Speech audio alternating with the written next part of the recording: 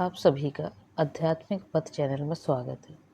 आज आप सुनिए देवशयनी एकादशी व्रत कथा। आषाढ़ मास के शुक्ल पक्ष की एकादशी तिथि को देवशयनी एकादशी या हरिशयनी एकादशी का उपवास किया जाता है। इस एकादशी का व्रत करने से और कथा सुनने व पढ़ने मात्र से जीवन के सभी कष्ट दूर हो जाते हैं और परिवार में सुख शांति और समृद्धि बनी रहती है। सुनिए एकादशी व्रत कथा। आषाढ़ मास की शुक्ल पक्ष की एकादशी तिथि को देवशयनी एकादशी व्रत किया जाता है।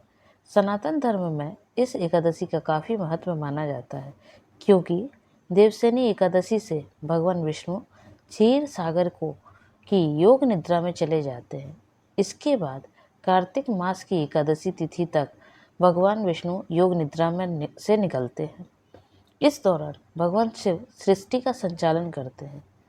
देवशयनी एकादशी व्रत कथा का शास्त्रों में विशेष महत्व बताया गया है। इस व्रत की कथा सुनने व पढ़ने मात्र से व्यक्ति को सभी पापों से मुक्ति मिल जाती है। सुनिए एकादशी व्रत कथा। बामन अवतार की कथा। बामन पुराण के अनुसार एक बार राजा बलि ने तीनों लोकों पर अपना अधिकार जमा लिया था। यह देखकर इंद्र समेत अन्य देवी देवता घबरा गए और भगवान विष्णु की शरण में पहुंच गए। देवताओं को परेशान देखकर भगवान विष्णु ने बामन अवतार धारण किया और राजा बलि से भिक्षा मांगने पहुंच गए। राजा बलि ने बामन देवता से कहा कि जो मांगना चाहते हैं मांग लीजिए। इस पर वामन देवता ने भिक्षा में 3 पग भूमि मांग ली। पहले और दूसरे पग में वामन देवता ने धरती और आकाश को और पूरा संसार को नाप लिया। अब तीसरे पग के लिए कोई जगह नहीं बची, तो राजा बलि ने वामन देवता ने पूछा कि तीसरा पग मैं कहाँ रखूं? तब राजा बलि ने अपना सिर आगे किया। भगवान विष्णु राजा बलि को देखकर काफी प्रसन्न हुए और उनसे वरदान मांगने को कहा। बलि ने उनसे वरदान में पाताल लोक में बस जाने की बात कही।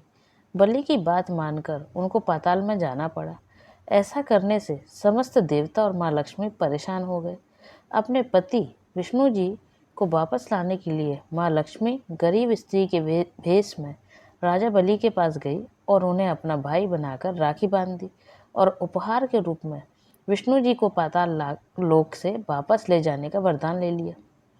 माता लक्ष्मी के साथ वापस जाते हुए भगवान विष्णु ने राजा बलि को वरदान दिया कि वह प्रत्येक वर्ष आषाढ़ शुक्ल पक्ष की एकादशी से कार्तिक मास की एकादशी तक पाताल में ही निवास करेंगे और इन 4 महीनों की अवधि को उनकी योग निद्रा माना जाएगा।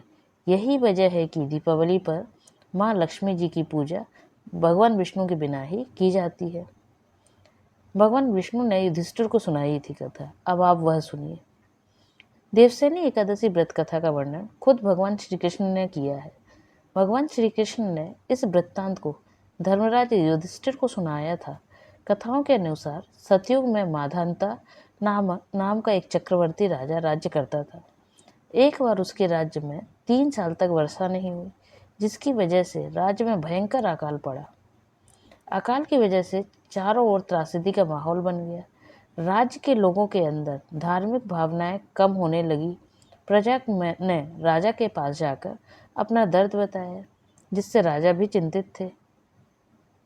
राजा मानधाता को लगता था कि आखिर ऐसा कौन सा पाप हो गया जिसकी सजा हमारे राज्य को ईश्वर दे रहा है। इस संकट से मुक्ति पाने के लिए राजा अपनी सेना के साथ ब्रह्मा जी के पुत्र अंगिरा ऋषि के आश्रम पहुंचे। ऋषिवर ने उनको यहाँ आने का कारण पूछा। तब राजा ने हाथ जोड़कर कहा कि हे ऋषिवर, मैंने हमेशा से पूरा निष्ठा से धर्म का पालन किया है, फिर मेरे राज्य की ऐसी हालत क्यों है? कृपा करके मुझे आपका समाधान दें। अंगिरा ऋषि ने कहा कि यह सतयुग है, यहाँ छोटे से पाप का भी बड़ा दंड मिलता है। अंगिरा ऋषि ने राजा को आषाढ़ मास के शुक्ल पक्ष की एकादशी का व्रत करने को कहा। ऋषि ने कहा कि इस व्रत का फल जरूर मिलेगा और इसके प्रभाव से तुम्हारा संकट से भी निकल जाओगे।